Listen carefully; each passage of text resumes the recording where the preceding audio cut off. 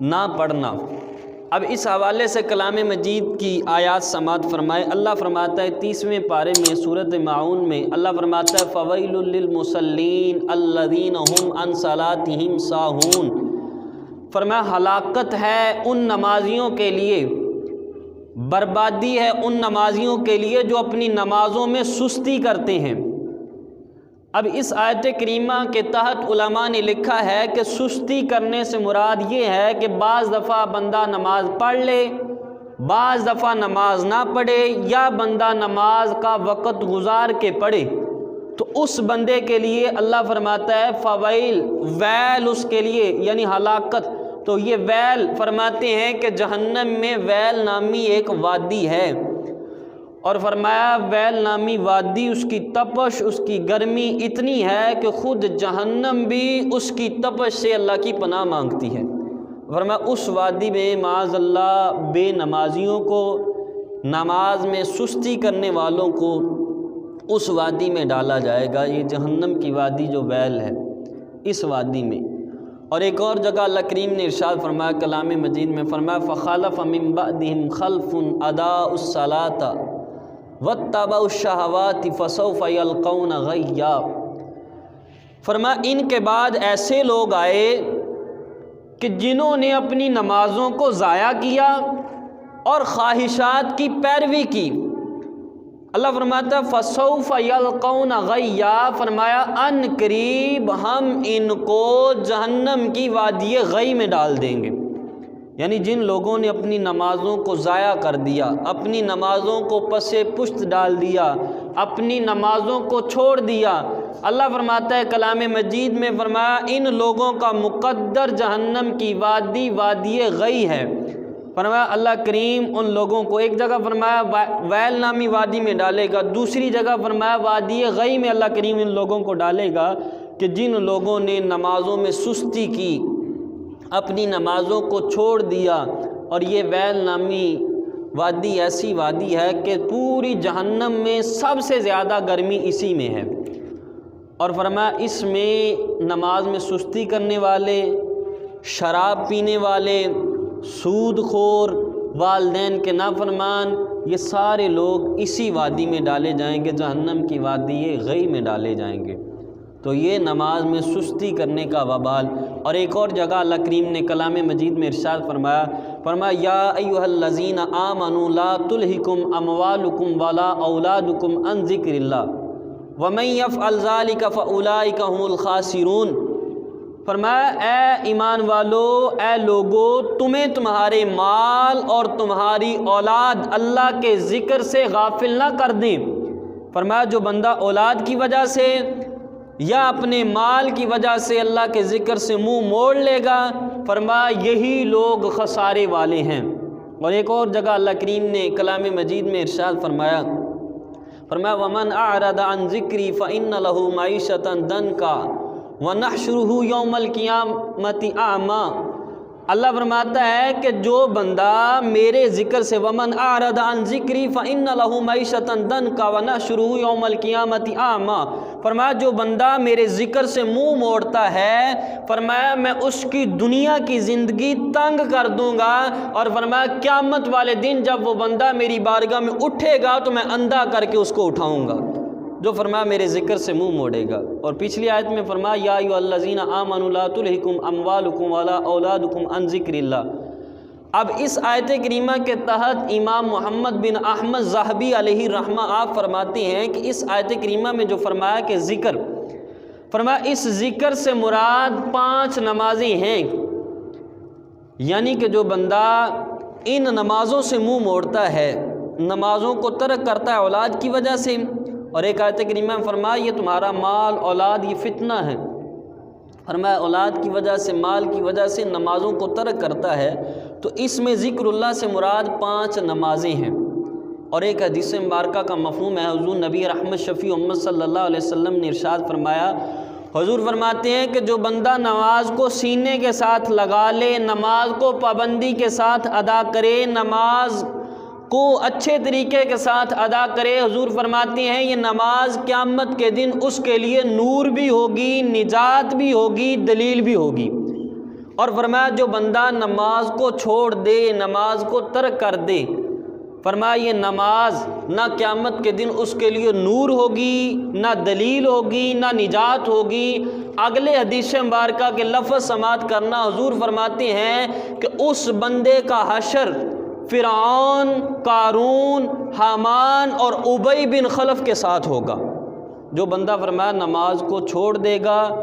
جو نماز کو پس پشت ڈال دے گا، فرمایا اس کا حشر فرعون کے ساتھ، قارون کے ساتھ، حامان کے ساتھ، ابی بن خلف کے ساتھ اس بندے کا حشر ہوگا۔ یہ حدیث مبارکہ کے لفظ ہیں، حضور ارشاد فرماتے ہیں۔ اب اسی حدیث مبارکہ کی تشریح کرتے ہوئے امام محمد بن احمد ذہبی علیہ رحمہ فرماتے ہیں، اس میں جو فرمایا گیا پکے کافروں کے، منافقوں کے نام لیے گئے کہ فرمایا جو نماز میں سستی کرتے ہیں، جس جگہ جہنم میں یہ کافر رہیں گے وہاں وہ بے نمازی بھی رہیں گے۔ اس لیے کیوں فرمایا گیا؟ فرمایا نماز چھوڑنے کی چند وجوہات ہوتی ہیں، یا تو بندہ حکومت کی مصروفیت کی وجہ سے نماز نہیں پڑھتا، یا بندہ وزارت کی مصروفیت کی وجہ سے نماز نہیں پڑھتا، یا بندہ تجارت کی مصروفیت کی وجہ سے نماز نہیں پڑھتا، یا دنیا داری مال و دولت کی وجہ سے نماز نہیں پڑھتا۔ فرمایا جو اس آیت کریمہ میں فرمایا گیا ہے کہ اس بندے کا حشر فرعون، حامان، قارون اور ابی بن خلف کے ساتھ ہوگا، اس کا مطلب یہ ہے کہ جو حکمران ہو، حاکم ہونے کے باوجود حکومت کی مصروفیات کی وجہ سے نماز چھوڑ دے گا، اللہ اس حکمران کو جہاں فرعون جہنم میں ہے اس فرعون کے ساتھ رکھے گا۔ اب غور کریں نماز کی کتنی اہمیت ہے۔ اب آگے الیکشن آ رہے ہیں، 8 فروری کو یا 11 کو ہوں گے، ٹھیک ہے، ان قریب آئیں گے۔ آپ کے سامنے ہیں جو بھی حکمران ہیں، جو اب موجود ہیں یا پچھلے تھے، جو بھی ہیں، ان میں سے دیکھ لیں۔ بعض ایسے بھی ہیں کہ جو دین مصطفیٰ کا نام لیتے ہیں لیکن ان کا اپنا چہرہ دیکھ لیں، جو اپنے چہرے پر اسلام نافذ نہیں کر سکا، جو اپنے جسم پر اسلام نافذ نہیں کر سکا، جن کے جلسوں میں اسلام نہیں ہے، وہ ملک میں کیا اسلام کریں گے؟ اور جن کو پوری زندگی ہو گئی حکومتیں کرتے ہوئے، وہ کیا اسلام نافذ کریں گے؟ یہ سارے چور، ڈاکو، لٹیرے ہیں۔ یہ منبر اس چیز کی یہ گواہی دیتا ہے کہ یہاں بیٹھنے والا بندہ حق کے خلاف نہ بولے، وہی چیز بولے جو قرآن اور حدیث کے مطابق ہے۔ تو بزرگوں اس چیز کو ذہن نشین کر لو، کہیں ان کا ساتھ دینے کی وجہ سے آپ بھی انہی کے ساتھ نہ ہو جائیں۔ اس لیے یہ آنے والا دور ہے، یہ آپ کو یہ بھی کہیں گے حاجی صاحب ہم آپ کے نوکر، ہم آپ کے خادم، میاں صاحب ہم آپ کے خادم، حکم دیں، لیکن اس کے بعد کوئی بندہ نظر نہیں آئے گا یہ کون ہے یا کہاں سے آئے ہیں، کدھر گئے ہیں۔ یہ خود دین کے پہرے دار نہیں ہے، دین میں وفاداری کرنے والے نہیں۔ یہ حکومت دیکھ لیں انہوں نے کیا غداری کی، ممتاز قادری کو پھانسی چڑھایا، وہ عاشق رسول تھا۔ یہ دین کے ساتھ غداری ہے کہ نہیں غداری؟ پھر پچھلی حکومت دیکھ لیں انہوں نے کیا کیا، جو ختم نبوت کی خاطر، حضور کے دین کی خاطر جنہوں نے پہرا دیا، جو کفر کے خلاف بولے سرعام، ان کے سینوں پر گولیاں چلائیں، یہ دین والے ہیں۔ لہٰذا ایسے چوروں سے، ایسے لٹیروں سے، ایسے ڈاکوؤں سے بچ جائیں۔ اور نماز کا حال سن لیں، حضور فرماتے ہیں ایسے لوگوں کا حشر فرعون کے ساتھ ہوگا۔ ان لوگوں کی ریکارڈنگیں موجود ہے، قرآن خاتم النبیین جس کو نہیں کہنا آتا، جس کو قرآن کی سورت اخلاص نہیں آتی، جس کو سورت کوثر نہیں آتی، وہ ملک کیسے چلا لے گا جس کو قرآن پڑھنا نہیں آتا؟ حکومت کے یہ تقاضے نہیں ہیں، حکمران وہ ہوتا ہے حکومت کے تقاضے جو عالم دین ہو، جو دین کو جانتا ہو، جس کو پتہ ہو میں نے اس گناہ کی سزا کیا دینی ہے، اس گناہ کی سزا کیا دینی ہے، شرعی طور پر اس کا کیا گناہ کا عذاب کیا بنتا ہے، اس کی سزا کیا بنتی ہے۔ ایسے حکمران ہوتے ہیں۔ لہٰذا خود بھی جہنم کی آگ سے بچیں، اپنے گھر والوں کو، اپنے رشتہ داروں کو بھی ان لوگوں سے بچا لیں۔ اور اگر یہ چیز اگر آپ نے کرنا ہی ہے، بہتر ہے اگر کرنا ہی ہے یہ معاملہ ووٹ والا، تو اس بندے کو جو حضور کے دین کے اوپر پہرا دیتے ہیں، جو حضور کے دین کا نام لیتے ہیں، جن کے جلسوں میں بھی حضور کا نام نظر آتا ہے، جن کی محفلوں میں بھی حضور کا نام نظر آتا ہے، جو دن رات حضور کا نام لیتے ہیں، اگر یہ کام کرنا بھی ہے تو ان کے ساتھ کریں۔ ایسے لوگ بھی موجود ہیں، تحریک لبیک یا رسول اللہ والے بھی موجود ہیں، اگر یہ سلسلہ کرنا ہے تو ان کے ساتھ کریں۔ تو غور کریں، حضور فرماتے ہیں جو حاکم حکومت کی مصروفیت کی وجہ سے نماز ترک کرے گا، فرمایا اس کا حشر فرعون کے ساتھ ہوگا، اور فرمایا فرعون کا وزیر بھی تھا حامان، فرمایا جو وزارت کی وجہ سے نماز کو ترک کرے گا اللہ اس کا حشر حامان کے ساتھ کرے گا، فرمایا جو مال و دولت پیسے کی وجہ سے نماز کو ترک کرے گا اس کا حشر قارون کے ساتھ ہوگا، اور فرمایا جو تجارت کی وجہ سے، جو کام کاج کی مصروفیت کی وجہ سے جو کہے گا مولوی صاحب عصر کا ٹائم تو گاہکی کا ٹائم ہوتا ہے، مغرب کے وقت میں دکان بند نہیں کر سکتا، اگر میں دکان بند کروں تو 1000 روپے کا نقصان ہو جائے گا، میں مسجد نہیں آ سکتا، میں نماز نہیں پڑھ سکتا، فرمایا مکے کا بڑا منافق ابی بن خلف حضور فرماتے ہیں اس تاجر کا جو تجارت کی وجہ سے، جو کام کاج کی وجہ سے نماز ترک کرتا ہے، حضور فرماتے ہیں اللہ جہنم میں ابی بن خلف کے ساتھ اس تاجر کو رکھے گا۔ اب بھائیو غور کرو، نماز نہ پڑھنے کا، نماز کو ترک کرنے کا کتنا بڑا وبال ہے۔ تو یہ کام کاج، آپ کی دکان ہے، آپ تاجر ہیں، آپ جانوروں کے لیے چارہ کاٹتے ہیں، کوئی بھی مصروفیت ہے، نماز کسی حال میں معاف نہیں ہے۔ یہ چیزیں آپ کو نماز سے نہ روک دیں، یہ نہ ہو کہ قیامت کے دن جس صف میں فرعون کھڑا ہو، جس صف میں حامان کھڑا ہو، جس صف میں قارون کھڑا ہو، جس صف میں ابی بن خلف کھڑا ہو، نماز کو ترک کرنے والے یہ بھی اسی صف میں کھڑے ہوں، تو پھر کیا فائدہ ہے یہ 60 سال کی زندگی، یہ 70 سال کی زندگی، یہ 40 سال کی زندگی، پھر آئے ہم کیا تھے؟ ارے بھائیو یہ دنیا، اللہ جس نے اس دنیا کو بنایا ہے وہ خالق کائنات خود فرماتا ہے وَمَا الْحَيَاةُ الدُّنْيَا إِلَّا مَتَاعُ الْغُرُورِ، کہا میں نے دنیا بنائی ہے، میں کہتا ہوں دنیا دھوکہ ہے، میں کہتا ہوں دنیا دھوکے کا سامان ہے، دنیا میں آ کے تم دین کو نہ چھوڑ دینا، دین کو ترک نہ کر دینا، جس نے یہ جہان بنایا، جس رب نے، وہ فرماتا ہے یہ جہان دھوکہ ہے، دنیا دھوکے کا نام ہے، وَمَا الْحَيَاةُ الدُّنْيَا إِلَّا مَتَاعُ الْغُرُورِ، یہ صرف دھوکہ ہے، خالق کائنات خود فرماتا ہے، تو اس کے دھوکے میں آ کے اپنی آخرت کو برباد نہ کر لینا۔ یہ حدیث مبارکہ کے لفظ ہیں، اور ایک حدیث مبارکہ کا مفہوم حضور نبی رحمت شفیع امت صلی اللہ علیہ وسلم فرماتے ہیں، حضور فرماتے ہیں قیامت کے دن جب بندے اللہ کی بارگاہ میں آئیں گے، اللہ سب سے پہلا نماز کے بارے میں سوال کرے گا، فرمایا اگر نماز درست ہوئی اللہ اس کی وجہ سے باقی اعمال بھی معاف کر دے گا، باقی گناہ بھی معاف کر دے گا، فرمایا اگر نماز درست نہ ہوئی تو فرمایا اس بندے کا مقدر جہنم ہو سکتی ہے۔ اب غور کریں، قیامت کے دن پہلا سوال ہی نماز کے بارے میں ہوگا، اور یہی نہیں اور حدیث مبارکہ بھی سماعت کریں، حضور نبی رحمت شفیع امت صلی اللہ علیہ وسلم کے صحابی ہیں حضرت عمر رضی اللہ تعالیٰ عنہ، جب آپ پر قاتلانہ حملہ ہوا تو کسی نے کہا نماز کا وقت آ گیا، کسی نے کہا حضور نماز کا وقت، فرمایا میں نماز ادا کروں گا زخمی حالت میں، فرمایا کیوں؟ کہ جس بندے نے نماز کو ترک کر دیا، نماز کو چھوڑ دیا، اس کا اسلام میں کوئی حصہ نہیں ہے۔ اور حضور کی حدیثیں ہیں، حضور کے صحابہ اس چیز پر گواہ ہیں، حضور کے صحابہ کہتے ہیں صحابہ کے دور میں، حضور کے دور میں جو آدمی فجر اور عشاء کی نماز نہیں پڑھتا تھا صحابہ اس کو کافر سمجھتے تھے کہ یہ بندہ کافر ہے یا منافق ہے جو نماز نہیں پڑھتا۔ اب غور کریں، نماز نہ پڑھنے والے کو صحابہ یا کافر سمجھیں یا منافق سمجھیں، یہ کسی مولوی کی باتیں نہیں ہیں، حدیث رسول ہیں، حضور کے صحابہ کی باتیں اور حضور کی باتیں ہیں۔ حضور کے صحابہ اس بندے کو کافر یا منافق سمجھتے تھے، کہتے ہیں یہ دو بندے نماز نہیں پڑھتے، یا کافر یا منافق، فرماتے جو مسلمان ہے وہ تو نماز کو چھوڑ ہی نہیں سکتا۔ یہ غور کریں، اس قدر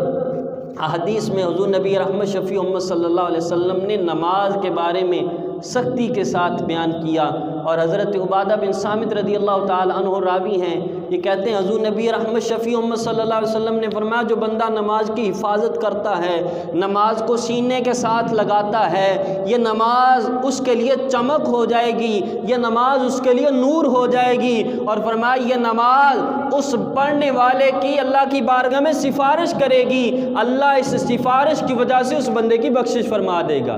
اور فرمایا جس نے نماز کو نہ پڑھا، نماز کو چھوڑ دیا، فرمایا پھر یہ نماز یا سستی کی نماز میں فرمایا ایک کپڑے کی طرح لپیٹ کے اس کے منہ پر مار دی جائے گی یہ نماز، کہ تو دنیا میں رہ کے نماز نہیں پڑھتا تھا۔ یہ غور کریں، نماز کا اس قدر اہمیت ہے حدیث رسول میں، اس قدر حضور نبی رحمت شفیع امت صلی اللہ علیہ وسلم نے سختی کے ساتھ حکم فرمایا کہ نماز کسی حال میں بھی معاف نہیں ہے، اور بخاری شریف کی حدیث مبارکہ ہے، اور پڑھنی بھی ہے تو پھر صحیح طریقے سے پڑھنی ہے، اس طریقے کے ساتھ نہیں کہ بس آئے اور ٹائم پاس کیا اور چلے گئے، مجبوری سمجھ کے نہیں، شوق سمجھ کے پڑھنی ہے کہ اللہ نے ہم پر فرض کی ہے، محبت کے ساتھ الفت کے ساتھ پڑھنی ہے۔ حضرت حذیفہ بن یمان انہوں نے ایک بندے کو دیکھا، وہ نماز پڑھ رہا ہے، فرمایا اگر تو اسی حال میں نماز پڑھتا ہوا مر جائے گا تو دین محمدی پر نہیں مرے گا، بخاری شریف ہے۔ انہوں نے عرض کیا کیوں؟ کہا تو نے رکوع اور سجدے صحیح نہیں کیے۔ اور اگلی نسائی شریف کی روایت ہے، کہا کتنی دیر سے پڑھ رہا؟ کہا 40 سال سے۔ کہا 40 سال سے تیری نماز ہی نہیں ہے؟ نماز پڑھنی ہے، پھر رکوع بھی اچھے طریقے سے کرنا ہے، سجدہ بھی اچھے طریقے سے کرنا۔ اور ایک حدیث مبارکہ کا مفہوم حضور فرماتے ہیں، بدترین چور وہ چور ہے جو نماز کا چور ہے۔ فرمایا بدترین چور وہ چور ہے جو نماز کا چور ہے۔ عرض کی یا رسول اللہ نماز کا چور بھی کوئی ہوتا ہے؟ فرمایا ہاں نماز کا چور بھی ہوتا ہے جو نماز کا رکوع اور سجدہ اچھے طریقے سے نہیں کرتا۔ فرمایا وہ نماز کا چور ہے۔ اور اس حدیث مبارکہ کی شرح میں مفتی احمد یار خان نعیمی علیہ الرحمہ آپ لکھتے ہیں کہ نماز کا چور، فرماتے ہیں 2 چور ہوتے ہیں، ایک مال کا چور ایک نماز کا چور۔ فرماتے ہیں مال کے چور کا تو کچھ نہ کچھ فائدہ ہو جاتا ہے، مال مل جاتا ہے، سزا مل جاتی ہے، سزا تو ملتی ہے لیکن مال ہاتھ آ جاتا ہے۔ فرمایا نماز کا چور ایسا چور ہے نہ تو اس کے پلے کوئی شے رہتی ہے نہ نماز رہتی ہے، یعنی اس چور کے ہاتھ تو مال آ گیا، سزا مل گئی، اس کے ہاتھ کچھ بھی نہیں آیا۔ اس لیے اپنی نماز شوق کے ساتھ پڑھنی ہے، محبت کے ساتھ پڑھنی ہے، یہ میرے رب نے فرض کی ہے، یہ میرے رب کا حکم ہے، مجبوری سمجھ کے نہیں، بوجھ سمجھ کے نہیں، یہ نہیں کہ بس ٹال دے وقت پاس کیا، نہ، ادب کے ساتھ، محبت کے ساتھ، الفت کے ساتھ، میرے رب کا بلاوا ہے۔ اللہ کے ساتھ جس قدر محبت زیادہ ہوگی اس قدر عبادت میں لذت زیادہ آئے گی، اس قدر عبادت میں مزہ زیادہ آئے گا، عبادت میں مٹھاس آئے گی۔ بندہ جب عبادت کرے گا نا، گناہوں سے پاک ہو کے آ کے اللہ کی بارگاہ میں کھڑا ہوگا تو اس کا دل گواہی دے گا یہ نماز جو پڑھ رہا ہے اصل میں تو اپنے رب سے باتیں کر رہا ہے۔ اس وقت ہوگا جب تو دل سے کرے گا، جب الفت سے کرے گا، جب محبت سے کرے گا۔ تو فرمایا کہ پہلی چیز ہے نماز میں سستی کرنا۔ یہ فرمایا نماز میں سستی کرنا، ہو سکتا ہے کہ نماز میں سستی کرنا تمہارے ایمان کو ضائع کر دے، مرتے وقت کلمہ نصیب نہ ہو۔ اور پھر ایک حدیث مبارکہ کا مفہوم حضور فرماتے ہیں جو بندہ جان بوجھ کے ایک نماز ترک کر دے گا، فرمایا اللہ کریم اس بندے کا نام جہنم کے دروازے پر لکھ دے گا، جس سے فرمایا وہ جہنم میں داخل ہوگا۔ ایک نماز ترک کرنے کا ہے کہ نماز چھوڑنے کا وبال ہے۔ تو جو بندہ آتا ہی جمعے والے دن ہے اور جمعہ بھی بڑی مشکل سے پڑھتے ہیں، ارے بھائیو دنیا بنانے والا کہتا ہے دنیا دھوکہ ہے، اس کے دھوکے میں نہ آؤ، اپنی آخرت سیدھی کرو، اپنی آخرت کے لیے تیاری کرو۔ اور